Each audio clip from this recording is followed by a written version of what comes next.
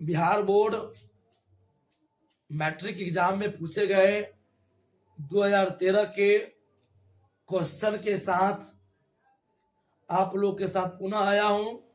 इससे पहले मैंने 2011 2012 बोर्ड एग्जाम में पूछे गए प्रश्न का ऑब्जेक्टिव बनाया हूं। अगर आप लोग उसको नहीं देखे आए तो चैनल पर जाकर उसको देख सकते हैं। तो आइए 2013 के प्रश्न की ओर आते हैं। कहा अर्धगोले के संपूर्ण सतह का क्षेत्रफल। देखिए अर्धगोले, जैसे गोला अर्धगोला इस प्रकार का होता है, इसका संपूर्ण पृष्ठ तो 3πr² होता है। यह गोले के संपूर्ण पृष्ठ का है फॉर्मूला। यह 2πr² अर्धगोले के वक्र पृष्ठ है और πr² वृत्त के क्षेत्रफल है।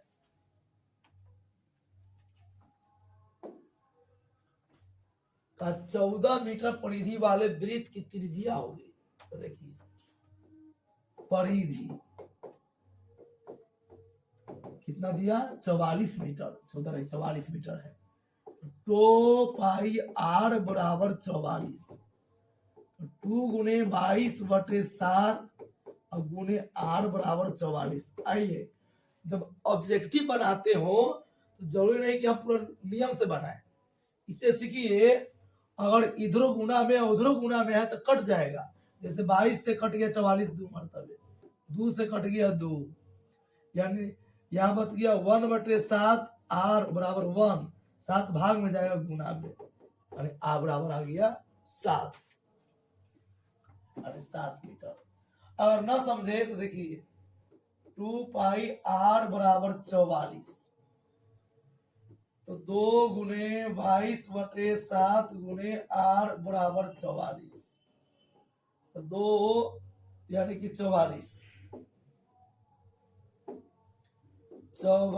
गुने r बराबर 44 गुने 7, 7 भाग में गया गुना में, ये गुना में जाएगा भाग में। तो आप इस तरह से, इसमें समय लगता है, r बराबर 7 बना सकते हैं। अगली प्रश्न है कि बिंदु 2, 3 तथा 4, 1 के बीच की दूरी।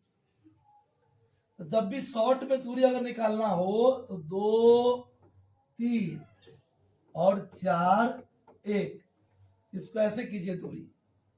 जब ऑब्जेक्टिव बनाना हो, पहिलुक्का माइनस पहिलुक्का, तो 2 - 4 के स्क्वायर जोड़ दूसरा माइनस दूसरा, 3 - 1 के स्क्वायर। फिर समझिए, पहला से पहला घटाएंगे और दूसरा से दूसरा को घटाएंगे। 4 में 2 में से 4 गया तो -2 के स्क्वायर, और 3 में से गया तो 2 के स्क्वायर, 2 के स्क्वायर 4, 2 के स्क्वायर 4, √8। 8 को जब गुणनखंड कीजिएगा तो यहां हो जाएगा टो गुने टो जो अलग गया, यानी 2√2। 2√2 कौन है, तो 1 नंबर है, 1 नंबर आंसर हुआ। फोर्थ है, किसी बिंदु की y अक्ष से दूरी, तो y अक्ष से दूरी को भुज कहते हैं। भुज क्या कहते हैं, भुज। लेकिन ऑप्शन में कहीं भुज नहीं है। आइए चेक करते हैं कैसे पकड़ेंगे, क्योंकि डबल, इसको डबल क्वेश्चन कहते हैं कि एक स्टेप में डबल स्टेप कहले है। तो वाई एक्स दूरी को हम लोग भुज कहते हैं, लेकिन भुज ऑप्शन चारों में देख लीजिए कहीं नहीं है। वाई निर्देशांक, तो वाई निर्देशांक क्या कहते हैं, तो कोटि कहते हैं। क्या कहते हैं, कोटि, जो सही नहीं है। आइए, एक निर्देशांक को भुज कहते हैं। क्या कहते हैं, भुज। देख लीजिए इस तरह, एक निर्देशांक को क्या कहते हैं, भुज, और वाई अक्ष से दूरी को भी कहते हैं भुज, इसीलिए आंसर होगा बी। तो आपको एग्जाम में अब न्यू प्रश्न में ऐसे घुमाया जाता है, डबल स्टेप प्रश्न पूछता है, इसीलिए आप एक स्टेप पर डबल स्टेप प्रश्न समझिए। देखिए कैसे, फिर से वाई अक्ष से दूरी को क्या कहते हैं, तो भुज, एक्स रेखा को क्या कहते हैं, तो भुज, दोनों बराबर है, इसलिए आंसर हो गया। फिर आया दो समरूप त्रिभुजों की भुजाएं 4:9। अगर समरूप त्रिभुज की भुजा दिया हो, क्षेत्रफल निकालना हो तो वर्ग कर दीजिए। भुजा दिया हो, क्षेत्रफल निकालना हो तो वर्ग कर दीजिए। 4 के वर्ग अनुपात 9 के वर्ग, 4 के 16 और 9 के 81, यानी आंसर होगा सी। अगर भुजा दिया हो, क्षेत्रफल का अनुपात निकालना हो तो वर्ग कर दीजिए। अगर क्षेत्रफल दिया हो, भुजा निकालना हो तो उसका वर्गमूल निकाल दीजिए। जैसे मान लीजिए अगर क्षेत्रफल होता 4:9, अब भुजा पूछता, रूट लगा देते, 2:3 आता। इस तरह से प्रश्न को बिन बनाए भी आप तुरंत एग्जाम आंसर पकड़ सकते हैं। अगली प्रश्न है, किसी द्विघात समीकरण के विवेचक का मान 0 से बड़ा, जैसे b² - 4ac बराबर अगर 0 हो तो मूल वास्तविक और समान होगा। b² - 4ac से बड़ा 0, सॉरी 0 से बड़ा, 0 से बड़ा है, यानी कोई संख्या है तो वास्तविक और असमान यानी भिन्न, वास्तविक और भिन्न। क्योंकि यहाँ का है कि मूल जो विवेचक है, विवेचक यानी b² - 4ac वो 0 से बड़ा है, तो 0 से बड़ा है तो वास्तविक और भिन्न होगा। इसको वास्तविक और असमान भी कहते हैं।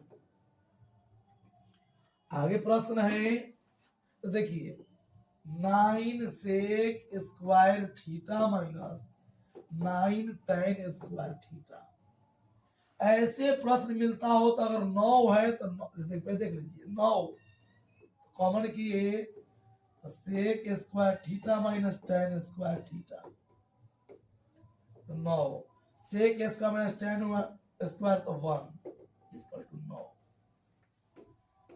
अब ऐसे प्रश्न में अगर आपको मिलता है कि 5 sec² theta minus 5 tan square theta, देखते कहिए 5, यानी प्रश्न कुछ भी इस प्रकार से रहता है, जय से गुना हो रहा है उतना ही उसका आंसर होगा। 8 में √2 है, √2 क्या है, अपरिमेय संख्या है। क्या है, अपरिमेय संख्या, क्योंकि √2 किसी का पूर्ण वर्ग नहीं है, इसीलिए होगा अपरिमेय संख्या। परिमेय तो जिसको p/q में लिख सकते हैं, प्राकृत गिनती की संख्या।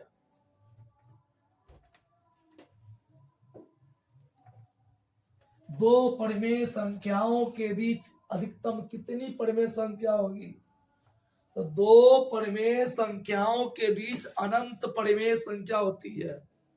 दो परिमेय संख्याओं के बीच अनंत परिमेय संख्या, ऑप्शन आएगा डी।